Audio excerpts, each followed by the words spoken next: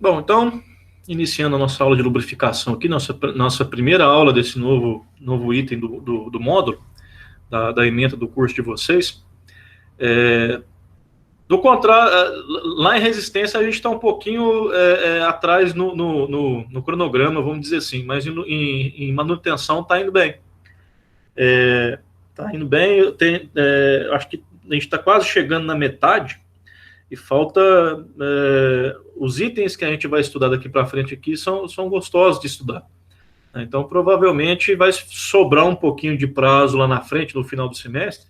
Aí a gente vê o que faz, se aproveita para passar algum material complementar de manutenção. Talvez, pessoal, né, eu vou ter, aqui é uma observação minha que eu ainda não conferi com ninguém, não. Tá? Se porventura a gente chegar no final do semestre e tiver concluído essa questão de manutenção, tanto para mim como para vocês, né, que vocês estiverem satisfeitos com o conteúdo apresentado também, que não adianta, né? Ficou uma dúvida nisso, a gente volta, né, para resolver essas questões das dúvidas da disciplina. Mas, eventualmente, se a gente chegar lá no final e sobrar um prazo ali, né, bacana, em vez de a gente ficar mastigando uma coisa que a gente já está absorvida, eu vou ver na coordenação do curso se a gente pode encaminhar isso, algumas aulas, pelo menos, para complementar a resistência. Tá? Porque tem muitos assuntos de resistência materiais que é interessante, que está na ementa lá, mas que eventualmente talvez não dê para chegar até o final. Tá? Mas isso estou falando por irresponsabilidade aqui, eu não conversei com ninguém lá ainda. Né? A hora que eu conversar, se tiver uma resposta, tanto positiva ou negativa, eu trago para vocês. Bom? Essa primeira parte de resistência materiais acaba que puxa muito, né, muita energia, e a parte final aí que também é muito interessante, que vai falar sobre os elementos de máquinas, vai falar um pouco sobre soldagem, né, acaba que não pode não ser apresentado para vocês, tá bom? Mas se eu vou verificar, depois eu falo. Bom, vamos iniciar aqui. Eu vou compartilhar minha tela aqui com vocês. A gente vai falar um pouco sobre... Paulo César entrou agora. Boa noite, Paulo. Vamos falar sobre lubrificação industrial.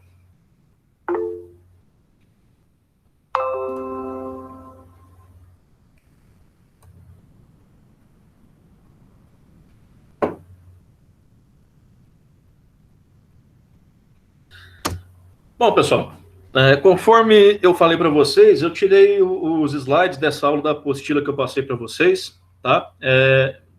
Por óbvio, eu não copiei tudo que está lá e trouxe nos slides, que ficaria muito maçante, mas tem muitas informações de texto aqui que a gente vai falando e nós vamos comentando em cima, tá bom? Sugiro, né, que ao final de cada aula sobre manutenção, que vocês vão na apostila e leiam aquele módulo. Né? Não é muita coisa os módulos lá, né, e as informações são complementares. Tem o que eu resumi aqui, está mais apresentado de uma forma assim, um pouco mais completa lá, e seria interessante ao final, né, se reserva aí uns 10 minutinhos para ler lá. 10 minutinhos é o suficiente para ler cada unidade daquela apostila lá. No começo a gente assusta que até 200 e lá vai pancada de páginas, mas se a gente fizer dessa forma, ao final de cada módulo, ler só um pouquinho, 5, 6 páginas ali, naquela letra grande lá, com ilustrações e tudo, complementa o entendimento, tá bom? Então vamos lá. Aqui tem uma definição para lubrificação, que é a seguinte: é uma operação que consiste em introduzir uma substância apropriada entre superfícies sólidas, que estejam em contato entre si e que executam movimentos relativos. É uma substância apropriada, normalmente é um óleo ou uma graxa que impede o contato direto entre as superfícies sólidas. E, ó, o que acontece? Quando a gente tem ali, por exemplo, um engrenamento, dependendo de algumas características, aquele engrenamento ele vai ser um pouco mais danoso para as engrenagens, né, para as peças. Depende do torque que você está transmitindo com aquelas engrenagens. Depende ali das dimensões daquela engrenagem, se ela é maior, se ela é menor, né, da quantidade de dentes. Depende do material que é feito aquela engrenagem. Mas o material é aço. Mas o mesmo aço, mesmo o aço, existe uma gama enorme de diferentes tipos de aço. Né? Principalmente para engrenagens, é muito comum a gente encontrar engrenagens cementadas. Alguém sabe o que é cementação? cementação, né? Cementação é o seguinte, vocês lembram que eu falei para vocês que os diferentes tipos de aço, normalmente eles se dão por diferentes elementos de liga que colocam, ou é carbono, ou é molibdênio, níquel, tungstênio, vai no aço ali um pouquinho também. Essa quantidade de elementos de liga, de aditivos que você coloca no aço, ele vai dar propriedades diferentes para aquele aço. Ele vai passar a ter uma dureza maior, ele vai ter a resistência à temperatura maior, ele vai ter uma maleabilidade maior, vai absorver mais energia em caso de impacto, tudo dependendo dessas características de elementos de liga que você coloca. Cementação é o seguinte, você pega um aço macio, né, com fácil usinagem, e você precisa fazer uma engrenagem com ele. Só que se você fizer uma engrenagem com aquele aço, só o aço do jeito que está lá, em pouco tempo, esse atrito que dá entre os dentes dessas engrenagens vão danificar as cabeças dos dentes. Aí aquela engrenagem não vai durar muito tempo.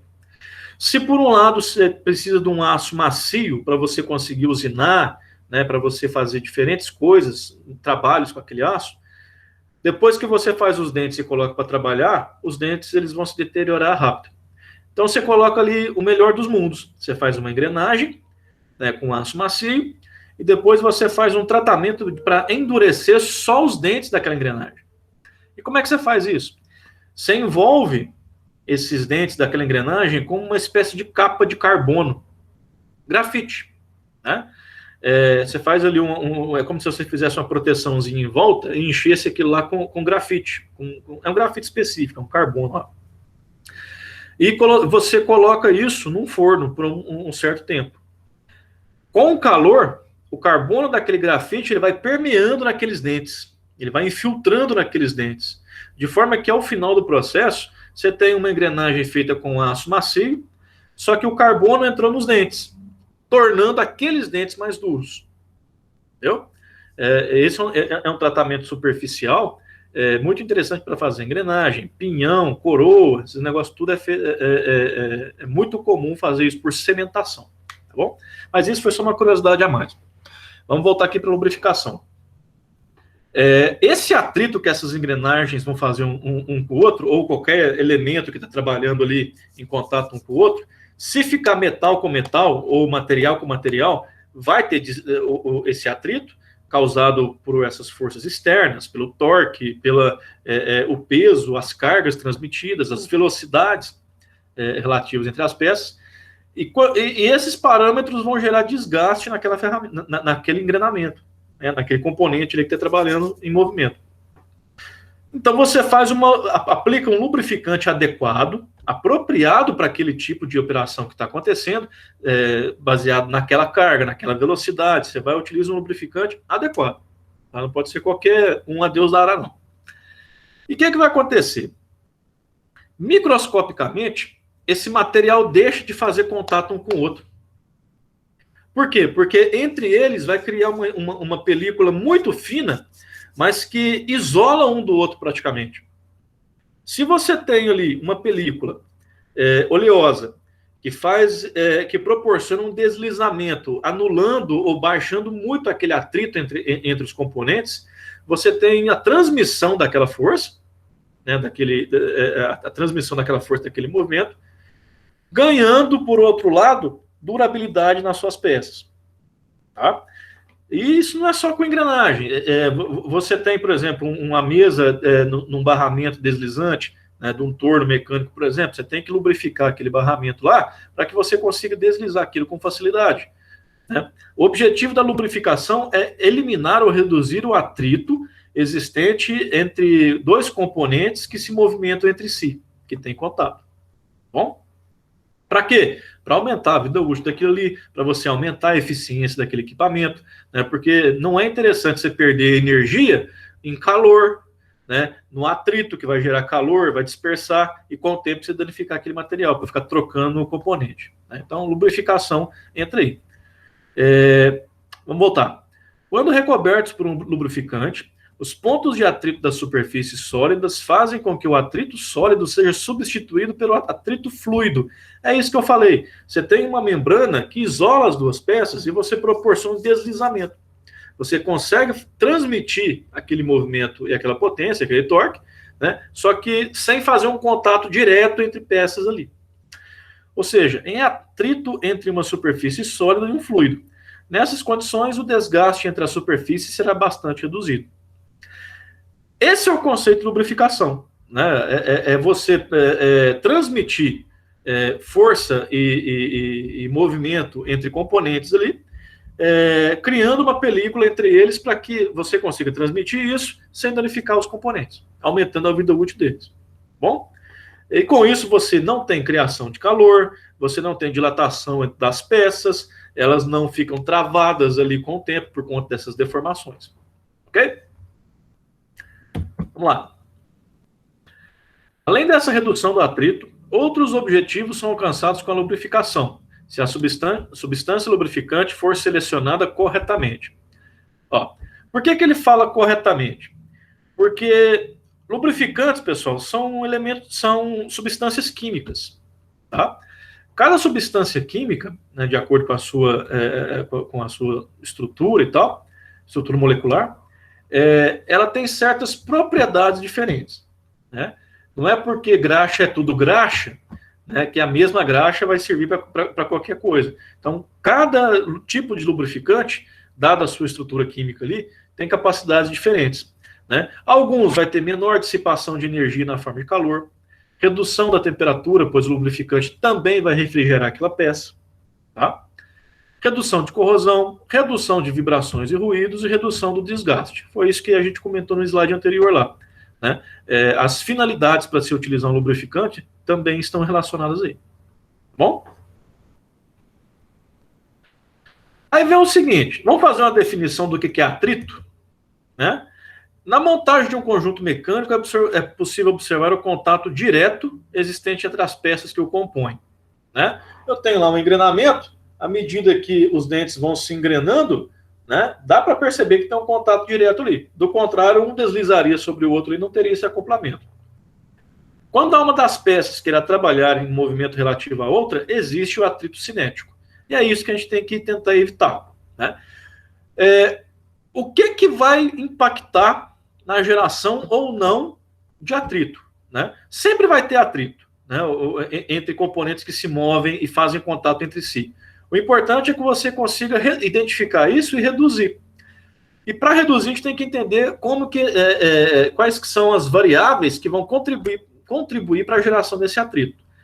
A gente tem o seguinte: rugosidade da superfície. Quanto mais rugosa uma superfície tiver em relação com a outra, mais, vamos dizer assim, uma vai arranhar a outra e você vai ter mais atrito, né? O atrito dos pneus de um carro no asfalto é muito maior do que quando aquele asfalto está molhado, né? Por quê? Porque a rugosidade daquele pavimento ali, por conta da água, foi comprometida, né? O pavimento continua com a mesma rugosidade, mas aquela superfície, ela já não tem mais aquela capacidade de gerar atrito por conta da água. Você vai deslizar naquele lá. Tem uma coisa do gelo, por exemplo, né? O cara tá lá no esqui, ele desliza, né? Na hora que ele pisa naquilo lá, instantaneamente ele cria uma pequena película entre o patins e a superfície sólida, né? Essa película de água que se forma ali, que derrete instantaneamente, vai produzir ali uma superfície com uma rugosidade muito baixa, e aí você consegue ter esse deslizamento relativo entre as peças. Os materiais também têm coeficientes de atrito diferentes, tá? Se você pegar ali uma superfície aplanada, né, uma superfície de aço, ela vai ter um coeficiente de atrito diferente de uma superfície de alumínio, né, também aplanada, né, de uma madeira, né? Por quê? Porque a estrutura molecular desses materiais, quando você faz esse aplanamento, ele vai gerar uma rugosidade diferente, né? Uma resistência ao movimento diferente. Então, a rugosidade impacta no atrito, os materiais impactam no atrito, a pressão e os esforços ali concorrentes entre as peças ali vão impactar no atrito também. E a velocidade com que aquilo acontece vai gerar mais atrito também, né? Se você tem ali um engrenamento em 3.000 RPM, ele vai gerar mais calor, ele está gerando mais atrito do que um engrenamento a 100 RPM. Tá bom? Então, velocidade, os esforços entre as peças, os materiais e a rugosidade dessas peças, dentre outros, são parâmetros que a gente tem que observar na questão de lubrificação, porque vai gerar mais ou menos atrito. Bom? Viscosidade é um termo muito importante também que anda assim junto com lubrificação. Não tem como falar de lubrificação sem falar de viscosidade. É a resistência de qualquer fluido ao escoamento ou movimento. Pensa o seguinte, a água, se eu jogo uma água assim no piso, ela vai pegar e vai espalhar rapidinho, né? Ela vai cobrir uma área muito maior no mesmo tempo.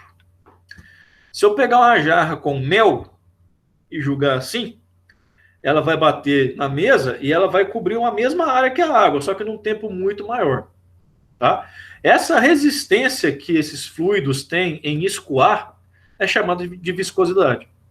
Bom? E assim, preste atenção, não existe uma única viscosidade do material. Não existe. A viscosidade do material, seja qual for, ela varia de acordo com a temperatura que aquele material está. Pega mel, por exemplo, e aquece ele, você vai ver que ele fica muito mais fluido, ele fica mais suave para movimentar. Uma indústria, por exemplo, que trabalha... Procura aí qualquer indústria que você já tenha entrado que tem uma caldeira, né? Por que ela tem uma caldeira? Porque ela precisa transmitir calor. Eventualmente, ela vai utilizar aquele calor ali para aumentar a viscosidade de um fluido que normalmente não seria bombeado, porque ele é muito grosso. Por exemplo, hoje eu passei por uma situação dessa. Tem um tanque aqui com óleo lubrificante, justamente o que a gente está olhando aqui, né? Tem o óleo lubrificante, tem um que é com óleo para caldeira. Esse óleo lubrificante, se ele na temperatura ambiente, ele não escoa em tubulação. Aí o que acontece então? Tem uma caldeira que ela vai gerar vapor. Esse vapor é encaminhado por tubulações que no costado do tanque tem um bocal. Tem um bocalzinho que esse tubo entra e faz uma serpentina dentro daquele tanque, né? O vapor que passa dentro dessa serpentina vai aquecer aquele ambiente, né? Aquele óleo lubrificante ele começa a ficar mais maleável, aí você consegue bombear ele normalmente para a tubulação, certo? E a tubulação, você vê que ela é toda revestida com isolamento térmico, para quê? Para que no caminho ele não perca calor e volte a ficar endurecido, entupindo a tubulação lá depois, tá? Então, viscosidade, existe um termo que chama gradiente de viscosidade.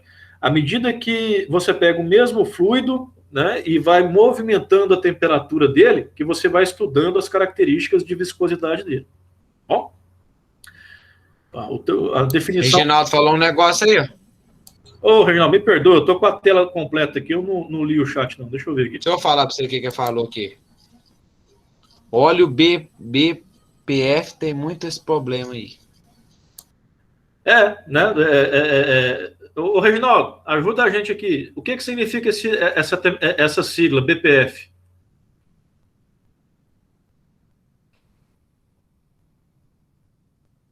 Isso, olha para a caldeira. Muito bem. Por que disso? Assim, pensa comigo. Qual que é o poder calorífico da gasolina? Se eu estiver trabalhando ali com a intenção de esquentar uma caldeira com gasolina, né, estou falando um absurdo aqui, eu vou gastar muita coisa e não vou conseguir muito resultado, tá? Como o óleo BPF, esses óleos para queima em caldeira, eles são muito, vamos dizer assim, grossos, eles têm cadeias de carbono enorme, né? Então eles têm uma capacidade calorífica muito grande, um poder energético muito grande. Então é viável a gente utilizar esses óleos para... Até porque eles são mais baratos, inclusive, que gasolina, né? Porque se você faz aquele negócio daquela torre de destilação fracionada, né? Ele é um dos primeiros subprodutos que vai ficando ali para trás, né? Você não tem que fazer muito processo para ele, porque ele está mais grosso lá embaixo. Só que você não consegue transportar ele do seu tanque até a caldeira, né, na temperatura ambiente, porque ele é grosso demais, ele é muito melado, né, você não vai conseguir. Né? Então, o que você faz? Normalmente, você utiliza o próprio vapor daquela caldeira para voltar no tanque e dar uma dissolvida, né? Não é dissolvida, né? Uma raleada, trocando calor ali, para que você consiga bombear. Aí você consegue trabalhar com ele que jeito. E, novamente, as tubulações têm que estar isoladas também, porque se não tiver um isolamento térmico nas tubulações, você vai perdendo calor no trajeto. Aí chega lá, você já não consegue trabalhar com ele na temperatura de trabalho dele. Quer ver? Eu já vi também o óleo 1A, o óleo 1A também para fazer esse aquecimento de caldeira. Realmente. Ó, tivemos muito problema com temperatura com óleo vegetal. Por quê? Até paramos de usar. Pois é.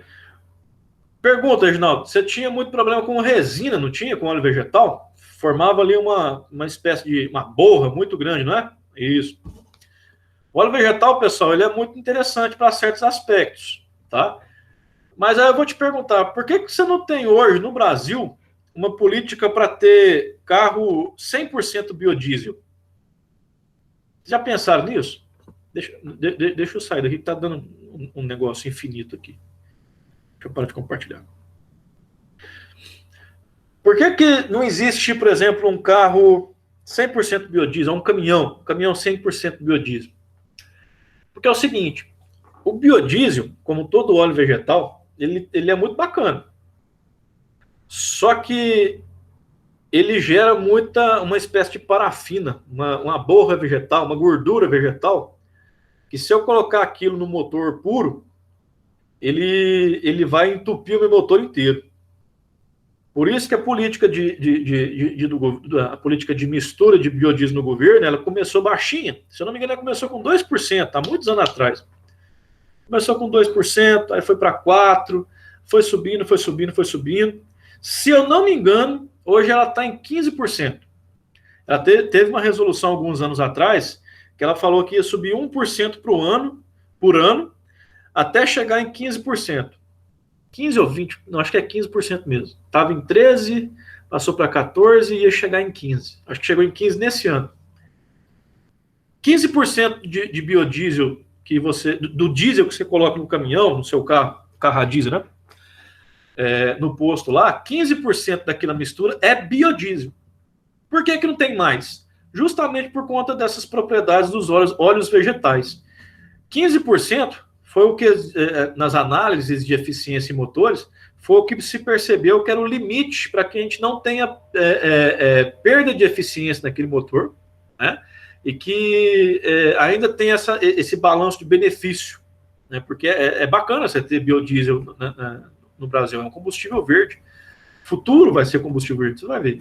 Tem gente fazendo pesquisa para transformar etanol quebrar as moléculas de etanol para utilizar o hidrogênio para produzir eletricidade dentro do motor. Pesquisa brasileira, vai chegar ainda. Então é importante você fazer esse tipo de pesquisa. Só que tem as limitações. Né? O óleo vegetal tem muito disso. Né? Ele vai gerar essa borra, e com o tempo ali acaba que inviabiliza aquele motor. Né? Não só o motor, mas para qualquer caldeira também, fica muita borra lá, fica muita incrustação nos tubos, é uma miséria depois. Inclusive, hoje eu vi o interior de um tanque de biodiesel, né, o B100, que fala, estava aberto para manutenção. Cara, é pior do que um tanque de gasolina para fazer limpeza, porque aqui lá você tem que jogar até algum solvente lá para que dá uma limpeza daquela chapa de aço, porque não sai. Tem que entrar lá com enxada mesmo, com pá, para tirar aquela borra que vai acumulando no fundo do tanque. Tem que existir, né? Mas tem os seus problemas também. É perigoso, né? Fazer esse tipo de serviço em área confinada, né? Mas tem todos os parâmetros, né, William? Por exemplo, hoje eu estava lá fazendo limpeza de um tanque de gasolina. Foi onde eu estava lá. O tanque ele tem bocas de visita laterais e bocas de visita no teto. O que você faz? Você abre aquilo para limpar a caldeira, miséria. Nossa senhora. E para identificar, o Reginaldo está falando aqui, e para identificar os tubos que estão com incrustação interna, você tem que ficar inspecionando tubo, tem que ficar cortando trecho por trecho, fazer ali reinserção. É difícil demais. A caldeira normalmente ela não é construída para limpar, é uma dificuldade. Aí, para complementar, o tanque ele tem aberturas laterais e no teto. Aí, se ele abre aquilo lá, né, e você tem que começar um processo de desgaseificação. Alguns dias que você coloca um ventilador lá ventilando para tirar todo aquele gás lá, para depois você poder entrar e fazer a limpeza pesada. Entendeu? Mesmo assim, tem um aparelho para medir, né? A gente entrava dentro de um silo lá para esvaziar, para fazer a troca de material de calcário lá. Aí foi proibido, por causa que foi o engenheiro de segurança lá, nem foi o técnico, foi um engenheiro lá. Aí ele falou assim, não podia entrar nesse lugar, ter que fazer uma janela de visita, ter que pôr uma escadinha lá, entendeu? Né? Descia na raça mesmo. Espaço confinado NR33, né? Você tem que entrar... E aí ele falou esse negócio desses gás aí que você falou que é perigoso. Você entrar lá e ficar, aí a outra pessoa não vê, entra também e fica. Você tem que entrar com um dispositivo, é tipo um broche que ele faz a leitura dos gases do ambiente, aí até certo limite ele começa a apitar, você tem que sair. Normalmente você tem que entrar nesses lugares supervisionado, né? Conforme a gente viu com alguém de fora ali. Normalmente a pessoa está amarrada, porque se ela desmaiar lá dentro, não convém entrar para buscar, né? Você puxa ela. Às vezes, dependendo da situação, ela está trabalhando com ar mandado, né? Tem lá um cilindro de oxigênio do lado de fora, né? Que tem uma mangueira e vai trabalhando com a máscara de oxigênio lá. É todo o treinamento de NR33 para fazer esse tipo de serviço. É complicado, cara. Tem serviço que eu tenho que bater palmo para os caras mesmo, porque é na raça mesmo, porque é difícil. Vamos lá. Esse curso aqui vai ensinar um pouco também, tipo, sobre os óleos, para que tipo de óleo usar em situação. Sim, ou não? Vai? Vai. Não hoje, tá? Tipo o mala para redutor, essas coisas assim? A gente vai falar um pouquinho dos tipos de óleos, tá? Eu não vou trazer nenhuma marca, né? Porque não convém. Mas a gente vai trazer alguns tipos de óleos e graxas. Não hoje. Na próxima aula a gente traz isso com mais detalhe, tá bom? Não, beleza, que é bom, né? Aprender essas coisas. É bom. Você sabe um pouco, mas isso aí é bom demais. Para ter uma referência é bom mesmo. Então, conforme eu falei para vocês, viscosidade ela trabalha ali com a temperatura, tá? Quanto mais baixa a temperatura, mais grosso aquele óleo vai ficando. Aumenta a temperatura e vai ficando mais fino, tá bom? Essa finura do óleo não é muito desejável, não, tá? O óleo ele tem ali uma temperatura de trabalho adequada para ele. Por quê? Porque ele precisa ficar numa viscosidade adequada. Se a temperatura dele passa daquele limite, ele vai ficando muito ralo e ele perde essas propriedades de lubrificação, né, de absorver esses atritos entre as peças. Tá bom? Tem que ficar antenado a isso. Por quê? Porque às vezes você coloca lá um óleo diferente da especificação, aí você acha que está bacana, né? Porque a temperatura continua tá na faixa de operação. Só que às vezes, para aquele óleo que você colocou lá errado, aquela temperatura que o equipamento está trabalhando nesse momento já não está sendo eficiente. Tá? Eu não sei se vocês lembram, teve um lote de motores Volkswagen de 2009 do Gol. Eu lembro disso. Que a Volkswagen mandou fazer um recall no Brasil todo, porque tinha o primeiro Gol G5, né? Foi em 2009. Eu lembro desse negócio direitinho. Por quê? Porque no manual estava especificado um lubrificante que, à medida que foi entrando no mercado, as pessoas colocavam, aí o motor superaquecia, o óleo lubrificante, ele perdia as propriedades de lubrificação e o motor travava. O virabrequim simplesmente ele dilatava e ia travando dentro do motor e saia arregaçando tudo. Aí a Volkswagen veio a público e chamou, falou, pessoas que têm o carro do chassi tal, compareçam com urgência uma concessionária para fazer a troca dos componentes. né? Aí chegava lá, filtrava o carro, trocava filtro, verificava as bronzinas do carro, fazia um pente fino lá para ver se tinha algum problema. E aí os que tinham problema, eles indenizavam, consertavam. Um erro de projeto, né? Um lubrificante diferente do específico lá, que com o tempo se provou errado. Às vezes o lubrificante estava especificado para operar lá nos carros da Alemanha. Aí chegou aqui no Brasil, 42 graus na sombra, aí, né, não aguentou.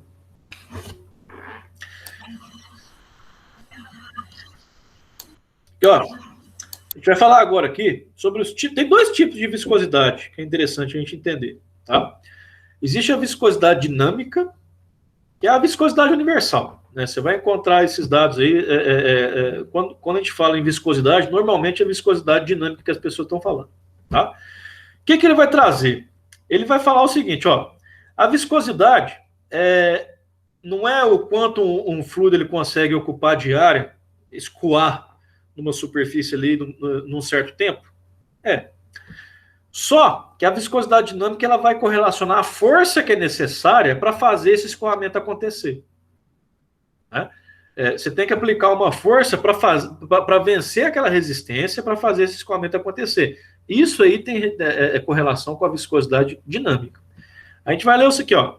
Viscosidade dinâmica é dado... Você está compartilhando a tela? Opa, acho que não, né? Deixa eu voltar aqui, ó. Estou falhando aqui com vocês.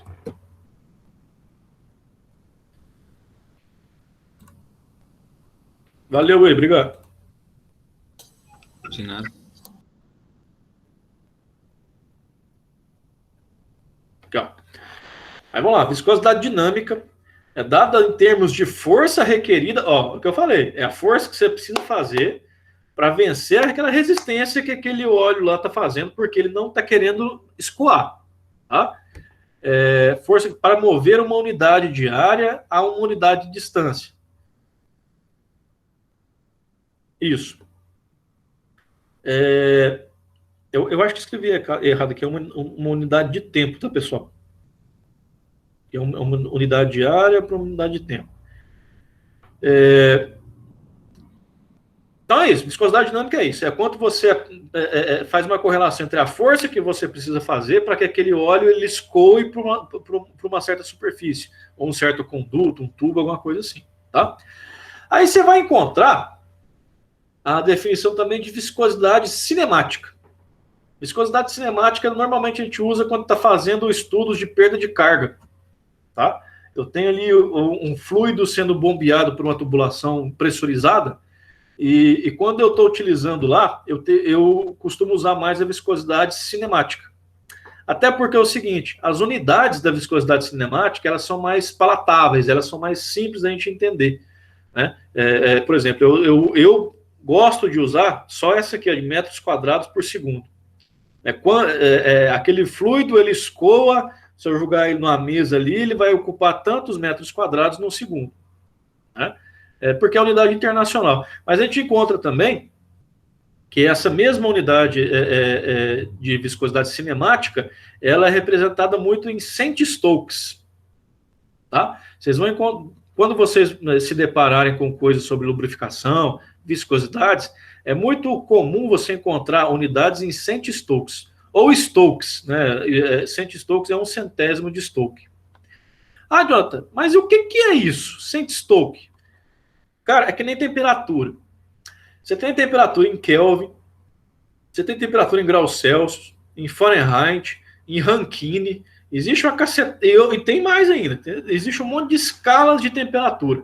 No final, elas medem a mesma coisa, tá?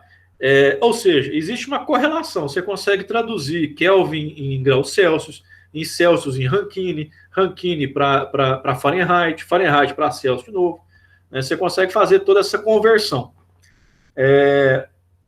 Como esses estudos de viscosidade, essas coisas da química, da física, eles são lá de trás, começa ali em 1700 e lá vai bolinha, 1800 lá vai bolinha, às vezes as pessoas trabalhavam sem conversar uma com as outras.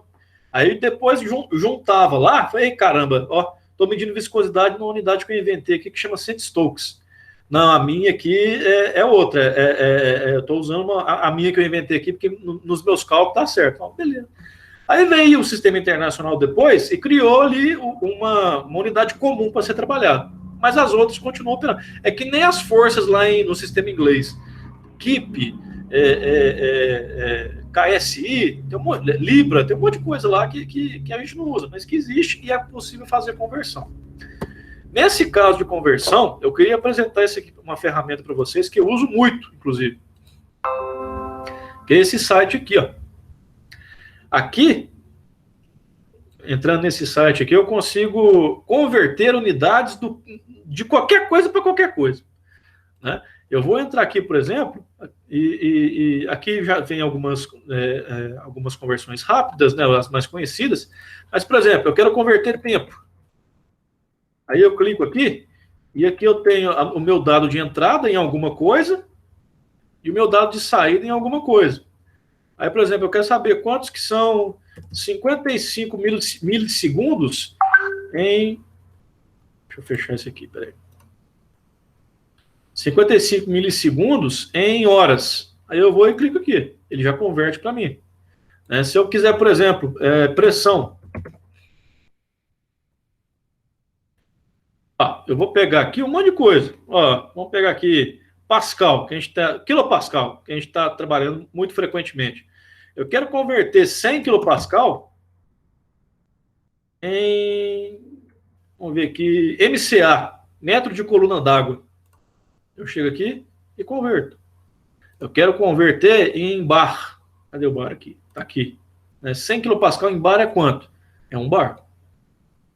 Eu posso inverter aqui também. 1 bar é igual ao quê? Megapascal. Vai, sei lá, 10 megapascal. 100 bar é igual a 10 megapascal. E aqui traz todas essas conversões. Eu uso muito essas questões de viscosidade, eu uso aqui. Porque na viscosidade dinâmica eu tenho aqui todas as unidades possíveis de encontrar. Poise, centipoise, um monte aqui. Mas eu prefiro mesmo a viscosidade cinemática, porque como eu trabalho eventualmente ali com sistemas de tubulações, eu costumo utilizar a cinemática. Aí o que eu faço? Eu estou lá com, vamos lá, 100 centistokes. Eu quero saber isso em metro quadrado por segundo. Aí eu vou e peço para converter. Está aqui. Ok? Eu, inclusive, eu não sei se eu tenho esse negócio aqui instalado, deixa eu ver aqui. Eu tenho um programa aqui para fazer dimensionamento de válvula de alívio.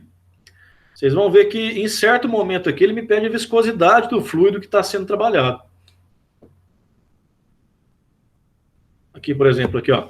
Ele vai me falar qual que é o fluido que você está trabalhando. Vou falar que é um líquido e vou especificar e vamos dizer aqui, gasolina. Aí, eu vou inserir um monte de dados aqui para encontrar essa PSV. Se alguém não souber o que é PSV, pessoal, escreve no chat aí que eu explico com mais calma depois, tá? Mas PSV é aquele dispositivo de alívio de pressão que é necessário haver em vaso de pressão e caldeira. Se tem uma sobrepressão, essa PSV ela tem que abrir e liberar essa pressão para a atmosfera ali, para que aquela caldeira ou aquele vaso de pressão não se danifique. Bom? Coisa de compressor também. O compressor, na verdade, o que o compressor é? Ele é um vaso de pressão que tem um motor que fica comprimindo o ar pro vaso de pressão. Né? Então, normalmente você tem ali uma PSVzinha bem pequenininha no motor ali do compressor, mas não está nem no motor, tá no pistão que vai fazendo essa compressão. E você costuma ter ali, de verdade mesmo, uma PSV no vaso de pressão daquele compressor, aquele burjão grandão lá. Qual que é a diferença do que eles falam compressor de parafuso? Você sabe? Sei. Quer ver? Pensa o seguinte comigo. Deixa eu parar de compartilhar aqui para te falar. Seguinte. Aquele compressor de posto que você vê lá, o que ele é? O mais simples lá. Ele é um bujão, ele é um vaso, e ele tem um motorzinho em cima. E ele vai ter ali uma biela, né, que vai fazer, ele vai girar ali, o motor vai girar, com esse movimento de girar, ele vai comprimir, abrir e fechando ali, comprimindo um cilindro, que vai comprimindo o ar para dentro daquele bujão lá, daquele vaso. Aí tem uma válvula de retenção que só passa o ar comprimido e vai comprimindo aquele ar lá dentro lá. Aquele é um motor de compressão, é um compressor de pistão, tá? Aquilo lá não é muito bacana, você não consegue controlar as pressões, né? Ele é muito barato, mas você perde em qualidade do ar ali que você consegue produzir. O compressor de parafuso já é um negócio mais robusto, mais caro, mas que entrega um ar com a maior qualidade, né? E uma vazão maior também. Tem os painéis de controle, né? Tem os painéis de controle, você tem ali um parafuso mesmo, é um eixo helicoidal, tá? Que ele vai pegando o ar atmosférico e à medida que ele vai girando, ele é tão selado nas superfícies que aquele ar que ele absorveu da atmosfera ali, ele fica preso vou dizer assim, nas espiras daquele parafuso. Entendeu? Um parafuso, se você for ver um parafuso que tem uma rosca, você vai ver que ele tem aqueles vales que fazem a rosca, não tem? Sim. A ideia do compressor de parafuso é justamente aquela. À medida que ele vai girando, o ar vai ficando preso naqueles sulcos, né, que fazem dentro daquele eixo que fica girando, e ele vai comprimindo esse ar para frente ali. Aí você tem vários estágios, aqui tem todo, você consegue uma pressão muito alta e com um controle de pressão muito bom. Porque aquele compressor de pistão que você tem lá é muito pulsante a pressão que você tem lá. Por quê? Porque é um pistão que está fazendo pulsação lá, né? Então, para quando você precisa de máquinas com uma qualidade de ar comprimido maior, é justificável você ter ali um compressor de parafuso ali para te entregar aquilo lá. E ele vai te dar uma vazão de ar comprimido na qualidade e na quantidade de ar comprimido muito maior também. Bom? Beleza, eu tô perguntando porque eu vejo lá, né? Aí eu tinha curiosidade de saber qual que é a diferença dos dois. Um detalhe. Dentro daquele compressor de pistão, né, tem lá umas tampas para você abrir aqui, trem lá e tal. Existem vasos de pressão dentro daquele compressor.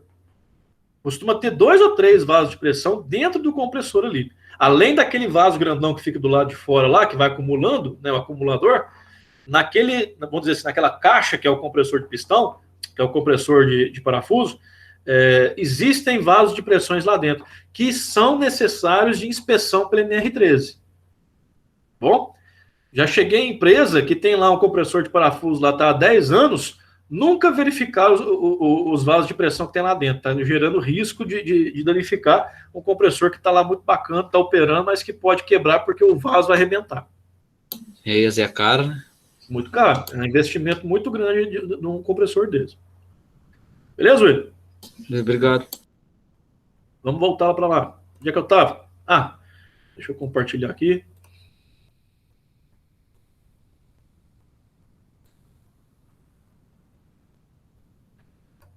Eu estava mostrando para vocês, ó, que para dimensionar uma PSV, por exemplo, um dos parâmetros que a gente tem que verificar, né, é a densidade. Quando eu especifico qual que é o produto aqui, ele já me fala a densidade aqui, o programa já entende a densidade aqui. Ó.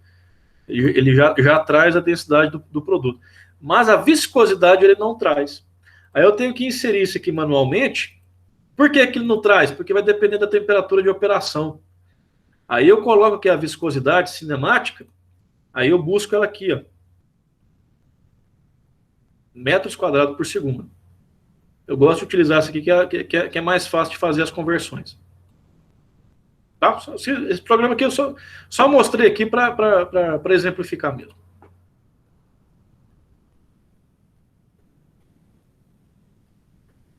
Continuando. Tem aquele site lá para vocês fazerem as conversões de vocês, né? O Convert the Word, né? Tá lá. Depois até mando o link no WhatsApp lá para vocês quiserem. Só que tem um detalhe que é o seguinte, ó.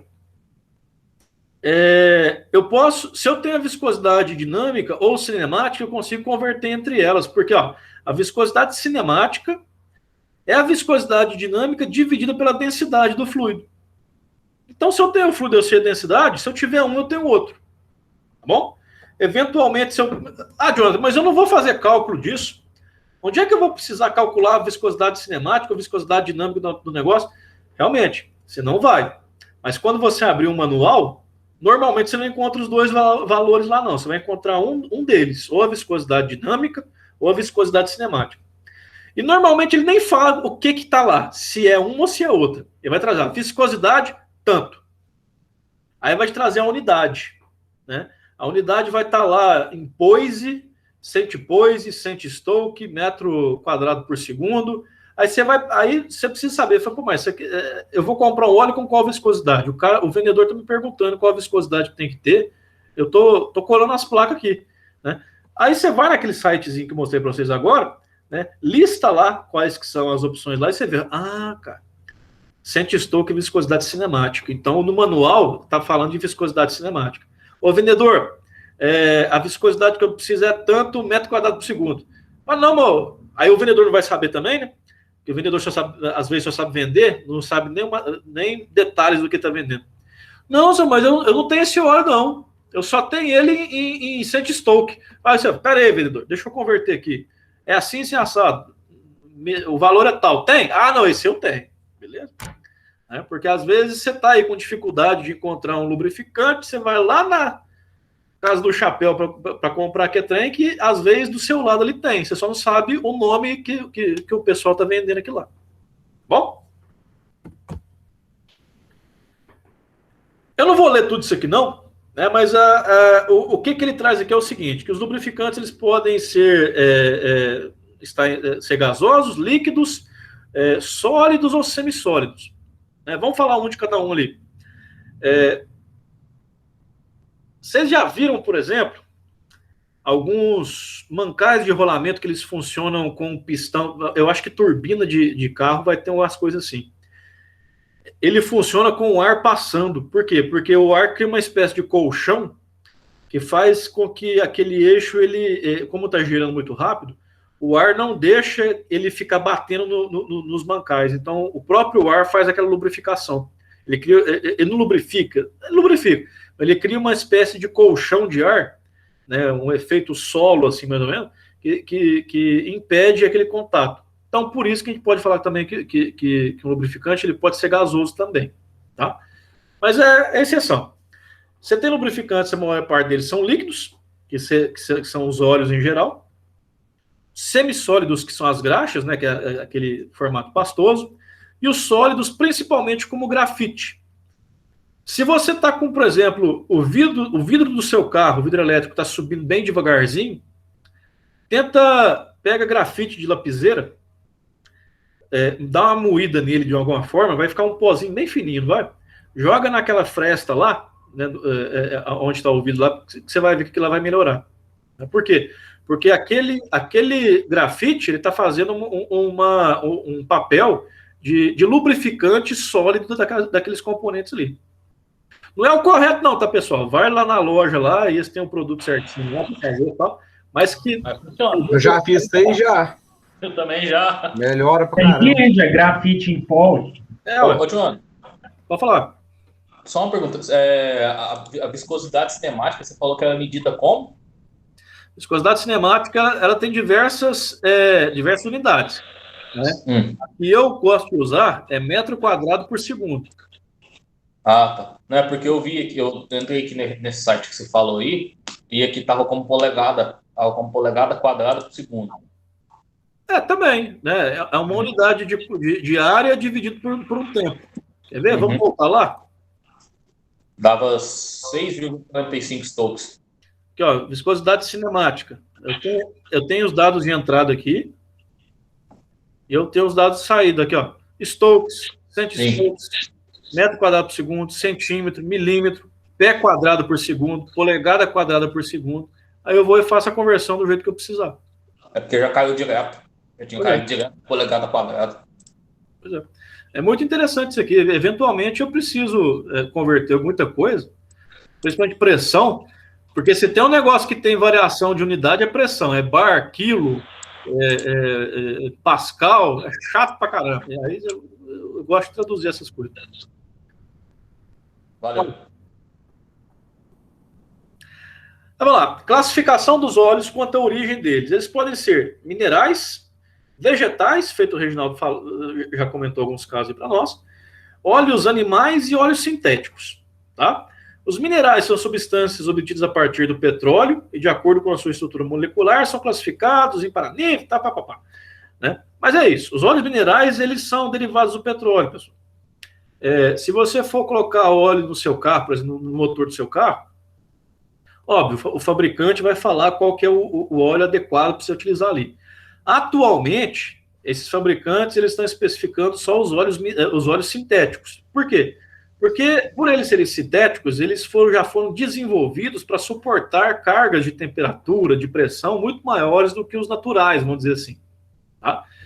No passado foi diferente. Esses carros mais antigos, os óleos utilizados nos motores eram óleos minerais, porque era o que tinha na época no mercado para ser utilizado. Tá? Derivados do petróleo. Hoje em dia, os óleos lubrificantes mais comuns são os sintéticos mesmo. Tá? Mas, eventualmente, dependendo da aplicação, podem haver misturas, aditivos, você colocar... você não, né? O produto já vem assim, com um pouco de uma mistura semi-sintética. É isso que eu ia perguntar agora. Pois é. Aí, esse semi-sintético significa o quê? Que ele tem alguns aditivos, ele não é puramente sintético. Ele tem alguns aditivos minerais ali que vão trazer certas propriedades. Ou ele vai ficar mais oleoso, ou ele vai ter uma capacidade de infiltração maior. Tá? Esses são os óleos semissintéticos. É a mistura do sintético com os minerais. Bom? A gente tem os óleos vegetais, né? Feito o Reginaldo já falou aí a experiência dele, né? São extraídos de plantas, né? Soja, girassol, mamona.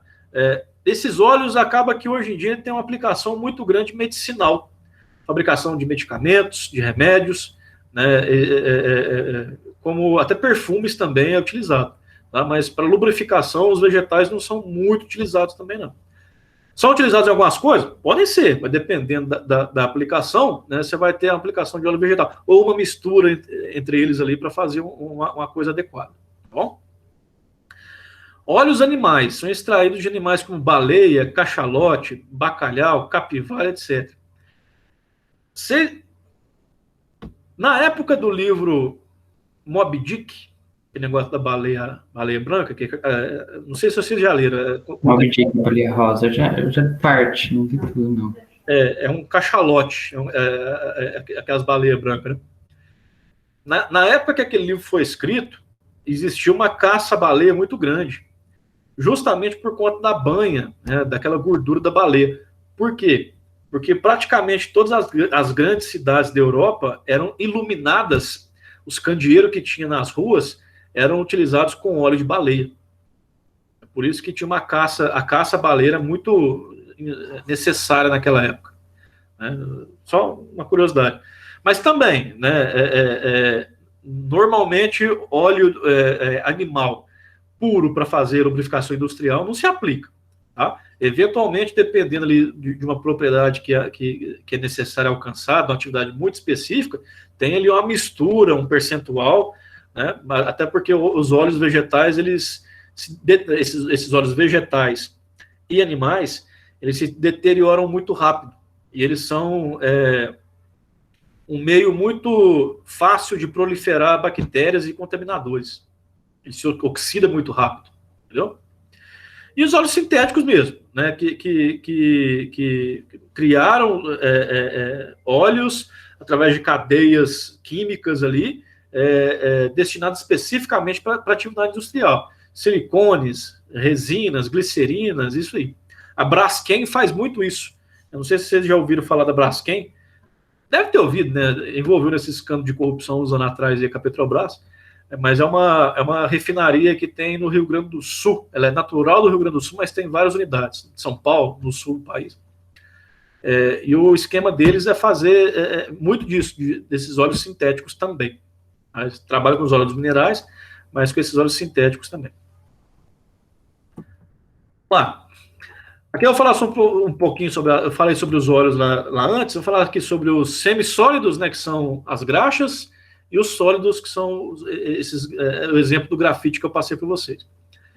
As graxas são compostos lubrificantes semissólidos, constituídos por uma mistura de óleo, aditivos e agentes engrossadores chamados sabões metálicos. Importante isso, pessoal. Graxas industriais, elas são a base desses sabões metálicos, sabão metálico, né, de lítio, alumínio, cálcio. A matéria-prima para fazer essas graxas, elas tanto são derivadas do petróleo, mas elas têm esses elementos ali metálicos para fazer essa composição completa, tá? Elas são utilizadas onde o uso de óleos não é recomendado. Os tipos de graxas são classificados com base no sabão utilizados em sua fabricação, tá? O sabão é baseado nesses metais que estão relacionados aqui. Os nomes até meio parecidos, autolítio, mas assim. Isso, exato. O próprio nome comercial da graxa, ela vai trazer a referência ao metal do qual ela é composição básica. Peço para vocês lerem a tal da apostila que eu falei para vocês, que eu distribuí, que aqui eu não coloquei as características de cada um desses tipos de metais que fazem esses sabões. Tá? Lá na apostila está bem detalhado isso aí, tá bom? Lubrificantes sólidos. Algumas substâncias apresentam características peculiares que permitem a sua utilização como lubrificantes, em condições especiais de serviço. Entre características importantes dessa substância, merecem ser mencionadas as seguintes. Baixa resistência ao cisalhamento. O que é cisalhamento viscoso, pessoal? Cisalhamento viscoso é a perda de carga que um líquido ou um fluido, né, ele tem quando desliza dentro dele. Por quê? Porque quando ele está deslizando, fluindo na tubulação, a velocidade daquele produto lá, ele não é igual em toda a seção reta do tubo, não. A velocidade no interior do tubo é maior do que na periferia, ali onde encosta no tubo. Tá? Essa diferença vai fazendo um deslizamento entre as camadas do produto e isso chama de cisalhamento. Tá? Mas isso é detalhe técnico. Estabilidade, principalmente o grafite, né, que é o lubrificante sólido, ele tem estabilidade a temperaturas elevadas, ele não muda as propriedades lubrificantes dele em elevadas temperaturas, até porque ele é sólido, né, ele não tem viscosidade. Aí vem alto índice de transmissão de calor, alto índice de adesividade, ele impregna muito fácil, ausência de impurezas abrasivas, porque quanto mais você vai quebrando ele, mais fininho vai ficando, então ele vai lubrificando mais ainda. Bom, eu trago essa questão do grafite, que é o mais comum mesmo, mas tem talco, tem alguns carbonatos que fazem isso também. E aditivos? São substâncias que entram na formulação de óleos e graxas para conferir-lhes certas propriedades, tal como os aditivos que a gente coloca no aço. Só que lá no aço a gente vai falar de elementos de liga, né? Eu preciso de um aço que resiste 1000 graus. O aço normal não vai conseguir. Então coloca molibdênio, tungstênio, o caramba 4 lá, que ele vai resistir, né? Lá eu chamo elemento de liga, que eu vou chamar de aditivo. Para quê? Para conseguir novas propriedades para aquele mesmo produto. A presença de aditivos em lubrificantes tem os seguintes objetivos. Aí vem, né, quase que as mesmas características que a gente quer encontrar nos outros também. Melhorar as características de proteção contra desgaste, aumentar a resistência à oxidação, aumentar a atividade dispersante e detergente dos lubrificantes, aumentar a adesividade, essa impregnação do lubrificante na superfície metálica e aumentar esse índice de viscosidade. Tá? Então, aditivos são elementos que você coloca mais no óleo lubrificante, seja ele mineral, sintético, animal ou vegetal, né, para conseguir propriedades melhores para aquilo lá. Lubrificação e mancal de deslizamento. Ô, William, você que tem uma experiência bacana na área de manutenção, vocês têm mancal de deslizamento em alguns eixos lá? Tem, esse daí. Eles têm chanfros e ranhuras para você colocar algum lubrificante nisso, para eles não ficar seco, trabalhando só com o eixo rodando mesmo? É graxa, né? Isso. Tem. O mancal de deslizamento, pessoal, ele é um suportezinho, né, um suporte ali travado, que eu tenho um eixo ali que fica girando nele, né? Por certo que esse material do mancal, ele tem que ser específico para aguentar isso, né? para não danificar o eixo e para aguentar essa rotação trabalhando aqui. Só que o aço direto nesse material vai trazer que trem, vai aumentar atrito, vai trazer desgaste para as peças. Então, mesmo sendo específico, sei lá, um bronze, que nem eu falei, lá no virabrequim do motor do carro, tem o que se chama de bronzina, né? Umas bronzinas lá que encaixa lá nos anéis lá do virabrequim, que ficam girando, a biela gira e vai girando o virabrequim. Esses mancais de deslizamento, eles têm ranhuras e chanfros que você coloca a graxa, e à medida que o eixo vai girando aqui dentro, ele vai espalhando e lubrificando. Né? Você não pode deixar isso aqui ficar seco, porque aí com o tempo, secou, você vai danificando esse mancal. Mancais de rolamento. Mancal de rolamento é o rolamento normal. Né? É necessário fazer a lubrificação dele. O que eu vou trazer aqui para vocês? Em vez de falar muito sobre mancais de rolamento, eu vou trazer alguns vídeos aqui para vocês. Como lubrificar um mancal de rolamento. Isso que é interessante.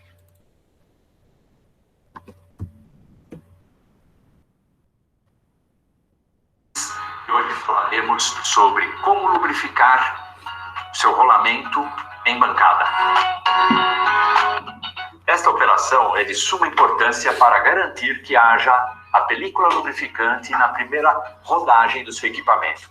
Antes de mais nada, convém sempre você fazer uma limpeza com algum solvente, como o que eu estou utilizando aqui. Desta forma, você garante que toda a película protetiva que vem em seu rolamento seja removida. Como já foi dito anteriormente, em vídeo pelo Renato Teixeira, é muito importante a remoção dessa película. Feito isso, simplesmente com um equipamento como este, uma seringa que você encontra em qualquer loja de PET, você colocando a sua graxa, ok? Você vai fazer o quê? Uma pequena distribuição pelo seu rolamento, ok? Não tenha medo, esteja com toda a proteção em sua mão, com luva química, no caso já a fiz, ok? E pronto. Desta forma, você vai garantir que há uma boa distribuição da graxa, ok? Por toda a sua superfície interna. Sempre é bom dar uma reaplicada, ok?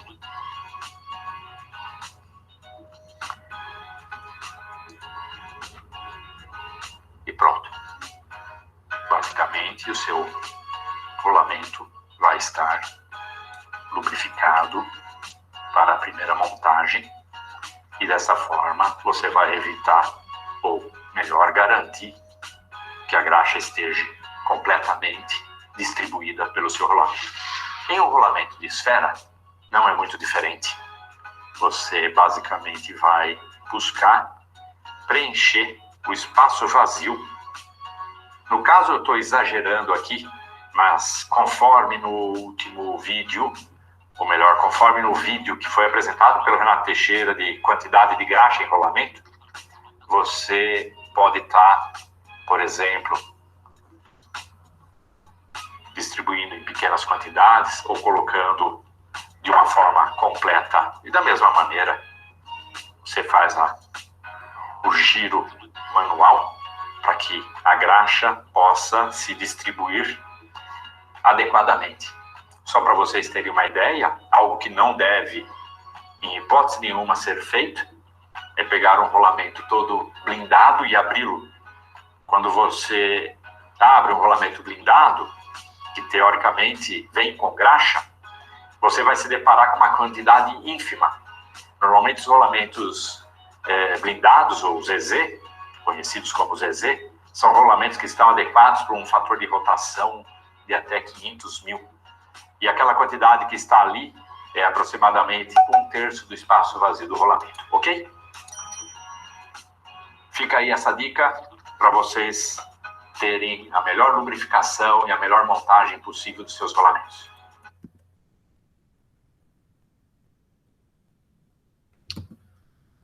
Aí, pessoal, o próximo item aqui é sobre mancais dos motores, lubrificação dos mancais dos motores. Temperatura, rotação e carga do mancal são fatores que vão direcionar a escolha do lubrificante. Você tem, para esses parâmetros, diversos tipos de lubrificantes, um vai ser mais adequado. Tá? Regra geral, temperaturas altas, óleo mais viscoso ou uma graxa que se mantenha consistente. Por que isso? Porque se eu coloco um óleo menos viscoso e temperatura alta, ele vai escorrer e não vai lubrificar. A graxa é a mesma coisa. Altas rotações, usar óleo mais fino. Bom, ele vai ter uma permeabilidade maior, por ser mais fino, ele vai entrando nas reentrâncias daquele equipamento lá, em altas rotações ele vai se cumprir a função dele. Em baixas rotações, ao contrário, usar um óleo mais viscoso. Bom, novamente eu estou com um videozinho aqui de mancais de motores para vocês. Rapidinho, 4 minutos só. Qual graxa que eu posso usar para a lubrificação de um motor elétrico? Eu coloquei 3 graxas aqui, ó. A graxa à esquerda amarela, a do meio a graxa vermelha e a graxa azul do lado direito, tá ok? Tá ali, poliureia, do meio complexo de lítio e a terceira de lítio. A graxa mais adequada para a lubrificação dos motores, de rolamento de motores, seria a graxa 1.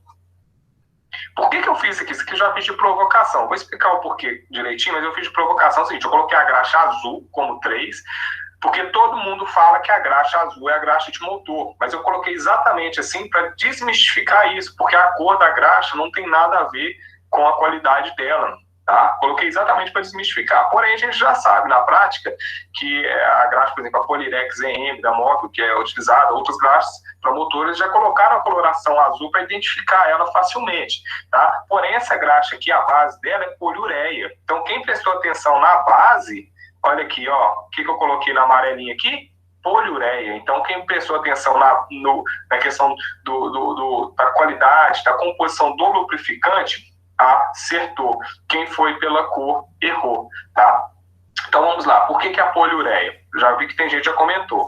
A poliureia foi desenvolvida exatamente por isso. Nós vimos lá que um dos fatores de maior erro que tem na lubrificação de motor, um dos problemas maiores, é a quantidade excessiva de lubrificante. Essa quantidade excessiva, ela faz com que a graxa possa passar para dentro do motor, no enrolamento, na parte onde você pode vir causar danos no seu motor e vir a queimá-lo. As graxas de sabão, por exemplo, de lítio, complexo de lítio, que são as graxas aí mais comumente utilizadas, nós chamamos de sabão metálico, ou seja, você tem metal nesse sabão. E o metal, ele tem o quê? Alta condutividade elétrica. Alta condutividade elétrica, se essa graxa vazar para dentro do motor, a chance de causar um dano no enrolamento, um curto, queimar o motor é muito grande. Então, a graxa de poliureia, base de poliureia, ela tem uma condutividade elétrica baixíssima. E também, ela tem até uma outra característica, que é a resistência em altas temperaturas. Ela resiste muito bem trabalhar em altas temperaturas. Por ela não ter metal na sua base, o metal em altas temperaturas ele se torna até um catalisador de oxidação do óleo que está dentro da graxa. Então, ela consegue manter melhor as propriedades do óleo que está contido nessa graxa também. Tá? Então, a graxa ideal é a graxa com base de poliureia, que nós sabemos geralmente na prática é uma graxa de coloração azul, mas esqueçam que essas graxas, que a graxa azul, ela é a melhor, tá? Então, não tem nada a ver uma coisa com a outra. Como eu disse lá no início, cada remédio, ele age melhor em um sintoma de doença, tá bom? O lubrificante, mesma coisa. Cada lubrificante vai te dar melhor condição, melhor lubrificação, melhor resistência à temperatura, de acordo com a aplicação que ele está. Alta temperatura, alta rotação, baixa rotação, alta carga, contaminação por água, cara, tudo isso vai influenciar. E aí, já sei então que a graxa tem que ser baixa de poliureia. E a consistência? Qual que é a consistência geralmente que se usa? É um fator pouco que o pessoal tem pouca atenção na consistência da graxa. a consistência da graxa, você tem aqui, eu coloquei 2 motores aqui embaixo. Um motor está montado na horizontal, outro está montado na vertical. Tá? Então, nós temos aqui um eixo montado na horizontal, um eixo montado na vertical. Qual que é a diferença entre eles? Quando eu tenho motores, né, rolamentos, nesse caso para motores, montados na vertical, eu tenho uma solicitação, se você for até no manual do equipamento, ele vai te falar para você usar uma consistência NLGI3. E se você tem um motor na horizontal, você vai usar uma consistência NLGI2, tá bom? Então, fiquem atentos a isso aí. Se ele está na vertical, você vai usar uma graxa com a consistência maior. Por exemplo, vou falar da Polyrex, que é a mais usada, né, mais conhecida. Você tem a Polyrex EM e a Polyrex EM 103. A 103 é a Polyrex com consistência 3, utilizada em motores que estão na vertical. Beleza?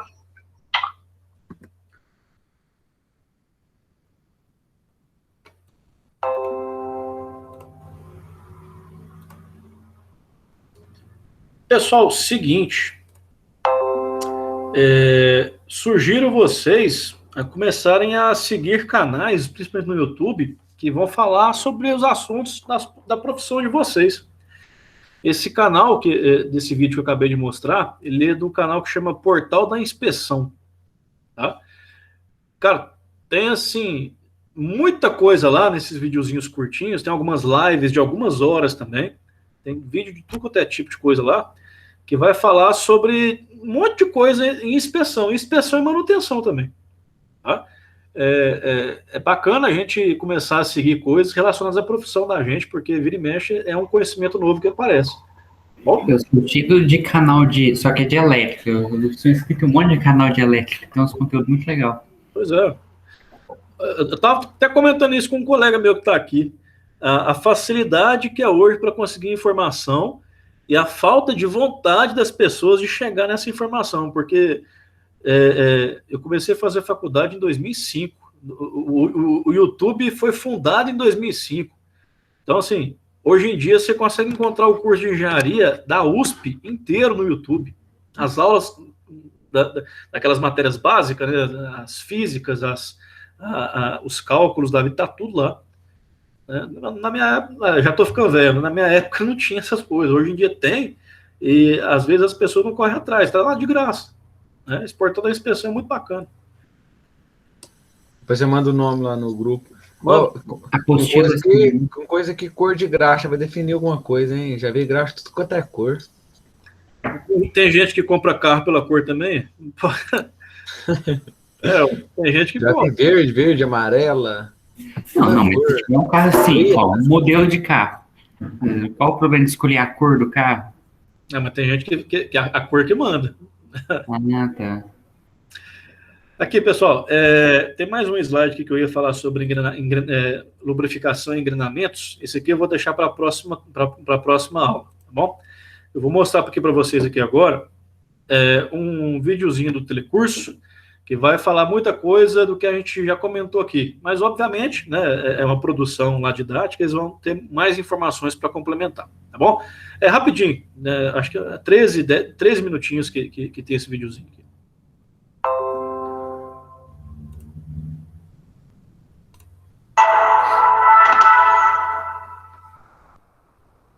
Atenção! Vai começar agora uma teleaula de manutenção do curso profissionalizante. Este módulo tem um total de 35 aulas.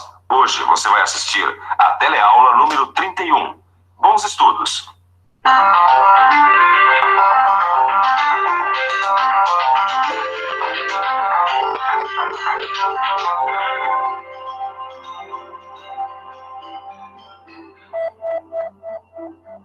Ananias, me ajuda aqui. O que foi, dona Marta? Minha máquina de costura pifou. Eu não sei se eu vou poder ajudar a senhora não, dona Marta. Sabe o que é? Eu recebi uma encomenda de umas peças que eu tenho que entregar. Ananias, para você arrumar isso deve ser rapidinho, né, Ananias? E depois eu também tenho umas encomendas de uns vestidos. Tá certo, dona Marta. Vizinho é para essas coisas, né? O que aconteceu? Eu não sei, eu botei óleo, começou a cheirar queimado, parou. Não sei o que aconteceu. Estranho. Só uma coisa, que tipo de óleo a senhora usou, hein? E o óleo de máquina tinha acabado. Eu botei óleo de cozinha, me disseram que dá no mesmo, né? É, só que não dá no mesmo não, dona Marta. Sabe que a senhora pode ter estragado o motor da máquina? Ah, não. É, lubrificação é uma coisa muito importante que tem que ser feita segundo critérios técnicos. Olha, tem hora certa para lubrificar, óleo certo, tudo isso, viu? E se você se ligar, na teleaula de hoje, você vai aprender muita coisa importante sobre esse assunto. Hoje, você vai entender o que é lubrificação e quais os seus objetivos. Vai aprender que existem lubrificantes com diferentes características. E vai ver que cada máquina usa um lubrificante específico. Não saia daí, hein? A lubrificação é um assunto da maior importância. Qualquer profissional da área metal-mecânica precisa ter boas noções sobre o uso de lubrificantes. A nossa teleaula já está começando.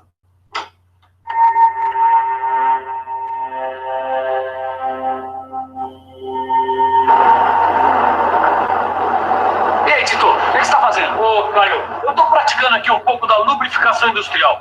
Eu li nossa aula de lubrificação e eu percebi que a gente não pode deixar nenhuma máquina sem óleo. Mas será que é assim mesmo? Sai colocando óleo e tudo bem? Pô, mas que mal que pode ter? Eu não sei, a gente nem sabe direito ainda o que é a lubrificação. É, cara, talvez você tenha razão, né? Acho que o melhor mesmo é a gente saber o que é a lubrificação, claro. E você tá nessa? Então vamos ficar por dentro da lubrificação.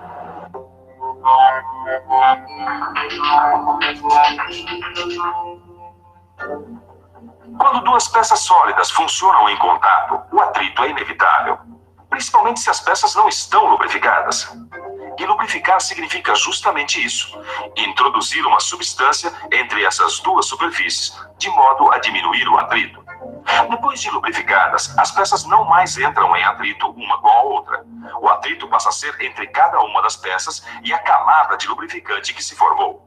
O atrito, que antes era entre duas superfícies sólidas, passa a ser entre uma superfície sólida e um fluido, ou lubrificante. E é claro que esse atrito entre uma superfície sólida, no caso a engrenagem, e um fluido, lubrificante, é menor que o atrito entre duas superfícies sólidas. Bom, esse é o princípio de toda e qualquer lubrificação. Mas só existe lubrificação com lubrificante. E ao contrário do que muita gente pensa, existem lubrificantes em vários estados físicos. Ou seja, você pode ter um lubrificante gasoso, como o ar, ou líquido, como os óleos, semissólidos, como as graxas, e sólidos, como a grafita ou o talco. Todos eles são lubrificantes. Mas é claro que os mais comuns são mesmo os óleos e as graxas. Vamos começar a estudar os lubrificantes pelos mais comuns. Vamos começar conhecendo os vários tipos de óleos. Nós podemos classificar os óleos de acordo com sua origem. Temos os óleos minerais, que são derivados do petróleo. Os óleos vegetais, que, como o nome já diz, vêm de sementes como soja, milho e girassol. Os óleos animais, que são extraídos de animais como as baleias e o bacalhau. E os óleos sintéticos, que são fabricados a partir de substâncias químicas como os silicones e as glicerinas. Agora, mais importante do que conhecer os tipos diferentes de óleo é saber que cada um deles é adequado a uma aplicação específica. Já entendi. Você quer dizer que o meu óleo de cozinha só serve para cozinhar e não para lubrificar? É aí que a senhora se engana, dona Marta. Os óleos vegetais, como esses usados em cozinha, eles também servem como lubrificantes, só que em condições bastante particulares. É que como os óleos vegetais e animais eles têm uma baixa resistência à oxidação, eles normalmente são usados associados a outros tipos de óleo. Aí sim, eles podem ser usados como lubrificantes de máquinas. Então se eu misturar o óleo de cozinha com outro óleo, tudo bem? Não, também não é assim. Vai depender das especificações da máquina que vai ser lubrificada. Essa é uma noção importante. Cada máquina foi projetada para receber um lubrificante específico. E se você oferecer um lubrificante diferente daquele recomendado pelo fabricante, aí o risco é todo seu. Agora eu tô começando a entender. Também você fica com esse palavreado técnico, a gente demora para entender, não é? Dona Marta, mas eu não posso fazer nada. O palavreado é técnico mesmo. Mas agora que a senhora já entendeu isso, vai ficar bem mais fácil a senhora entender o resto. Voltando aos óleos, me responda uma coisa. A senhora sabe qual é o tipo de óleo mais usado? Se o mineral ou o sintético? Não. Eu só sei que o vegetal e o animal são pouco usados, como você mesmo disse. E os óleos sintéticos também são pouco usados porque são muito caros. O mais comum na indústria são os óleos minerais mesmo, esses derivados de petróleo. Pessoal, só uma observação, tá? O telecurso é do final da década de 90. Bom, isso aqui era a realidade da década de 90. Hoje em dia é diferente, tá? Os mais utilizados são os óleos sintéticos. Vanessa, como é que a gente sabe que tipo de óleo se deve comprar para lubrificar a máquina? É fácil, é só ficar de olho nas especificações. Ou, em outras palavras, As especificações são informações que identificam os óleos de acordo com suas características.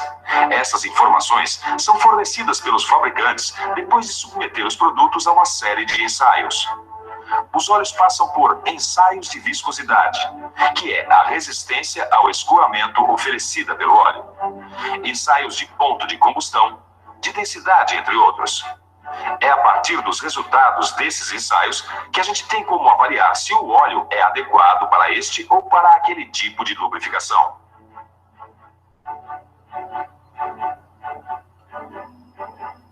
Agora, você já está por dentro dos óleos. Então, chegou a hora de botar a mão na graxa. É isso mesmo. Agora, a gente vai começar a estudar as graxas. Mas, afinal de contas, o que é graxa?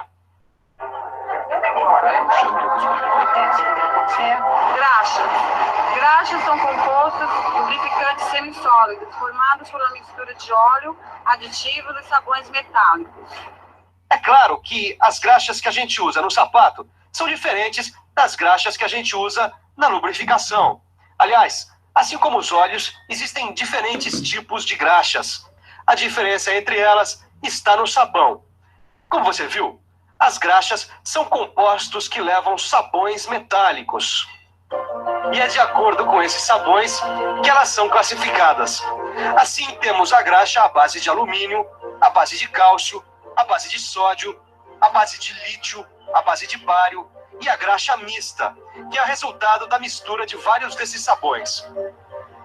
E do mesmo jeito que os óleos, as graxas também têm suas especificações, que são determinadas depois de ensaios. Só que no caso das graxas, os ensaios procuram medir características como a consistência, a adesividade e o ponto de fusão, entre outras. É claro que existem outros tipos de graxas, como as graxas sintéticas, mas o importante é você saber que cada uma das graxas que a gente viu tem características específicas. Você encontra uma descrição dessas características no seu livro. Ô Tito, oi, eu tava boiando mesmo, viu? Você viu quanta coisa tem pra gente ver ainda sobre lubrificação? Exatamente, hein, Caio? E eu nem me preocupei se aquele óleo era o mais indicado para aquele tipo de máquina. Mas você viu quantos tipos de lubrificantes? Aí tem muito mais, ó. Esse, por exemplo, aqui, parece que não, mas é um lubrificante. É a grafita. Esse aqui é a parafina. Esses outros dois são outros tipos de lubrificantes. É isso aí. Até agora a gente já estudou os lubrificantes líquidos, como os óleos, e os semissólidos, como as graxas.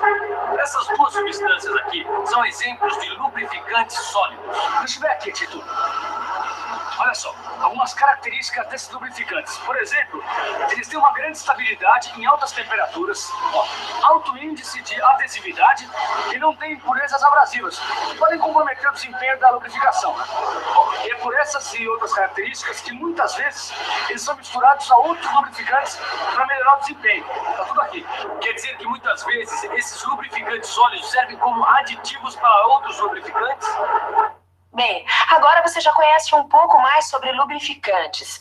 Já viu que eles podem ser gasosos, líquidos, semissólidos ou sólidos. E viu que os mais comuns são mesmo as graxas e os óleos. Além disso, você reparou que existem diferentes tipos de lubrificantes para diferentes aplicações? Bom, depois de aprender tudo isso sobre os lubrificantes, está na hora de ver como acontece de fato a lubrificação. A partir de agora, você vai ver alguns exemplos de lubrificação em algumas máquinas. Fique ligado. E vamos começar vendo como deve ser feita a lubrificação de mancais de rolamento, como os dessa máquina aqui. Os mancais podem ser lubrificados com óleo ou com graxa. Ao utilizar graxa na lubrificação dos mancais, recomenda-se encher a caixa até 1/3 ou a metade do seu espaço livre.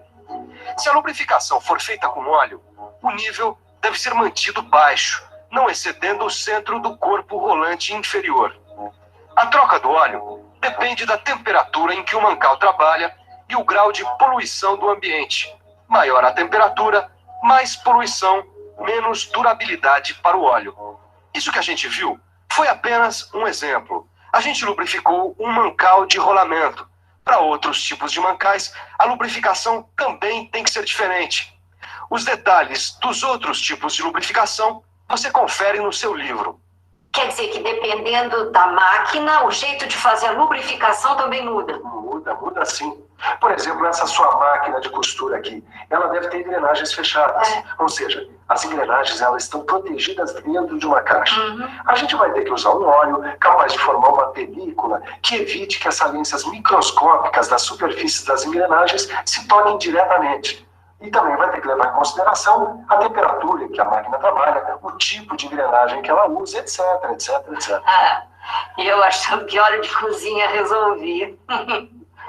E essas engrenagens aqui, Caio, como é que elas são lubrificadas? Ótimo, elas são chamadas de engrenagens abertas, porque estão em contato com o meio ambiente e não estão dentro de nenhuma caixa.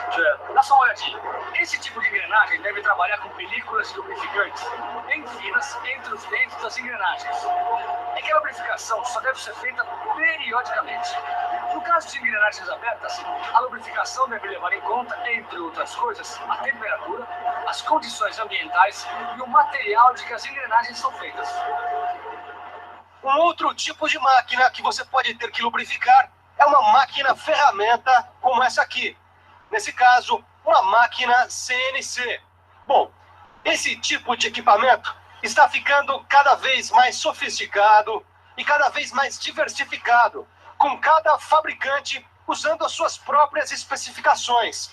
Por isso, na hora de lubrificar uma máquina como essa, o melhor é consultar o manual do fabricante da máquina. Esses foram apenas alguns exemplos de máquinas e de como elas podem ser lubrificadas. Você já sabe que os métodos de lubrificação e os lubrificantes variam de máquina para máquina. Mas, de modo geral, toda máquina tem 3 elementos que devem ser lubrificados. Vamos ver quais são? Os elementos de apoio sempre precisam ser lubrificados. Esses elementos são os mancais, as guias, os ressaltos e outros. As engrenagens também, de dentes retos, helicoidais, engrenagens internas, externas, enfim, engrenagens de um modo geral pedem lubrificação. Finalmente, os cilindros em geral, que estão sempre presentes em motores e compressores. Muito bem, agora é a hora da revisão.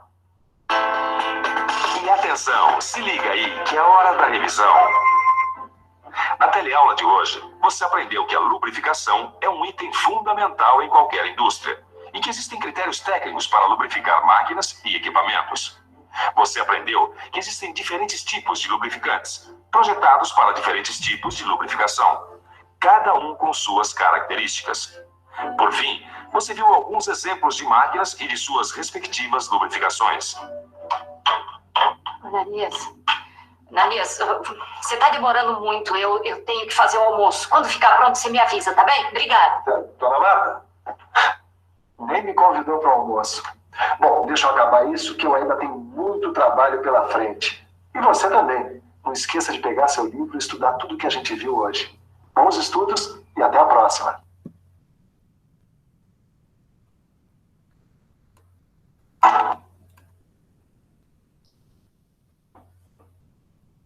Pois bem, pessoal, então encerramos a nossa aula aqui sobre lubrificação de hoje, tá bom? Semana que vem, na próxima aula, a gente continua, tem mais coisa para a gente falar, tá bom? Eu vou trazer aqui algumas especificações, alguns tipos de lubrificantes para certos tipos de máquinas, alguns exemplos mais práticos, para a gente absorver mais esse conhecimento. É muito importante e normalmente as pessoas não têm tanta informação sobre isso, tá bom? E novamente, recomendo vocês procurarem esses canais do YouTube, essas ferramentas gratuitas aí para começar a aprender um pouco mais sobre a profissão. Tem muita gente fazendo conteúdo bacana lá que dá para aprender bastante e complementar os nossos conhecimentos. No final das contas, a gente sabe que nesse mundo competitivo industrial, a gente tem que agregar valor para galgar e vencer os obstáculos e os concorrentes, né, pessoal? Porque acontece mesmo. Bom, falta 4 minutos para terminar, mas já encerramos por aqui, então. Então, até a próxima com vocês. Boa noite para todo mundo aí. Falou, boa noite.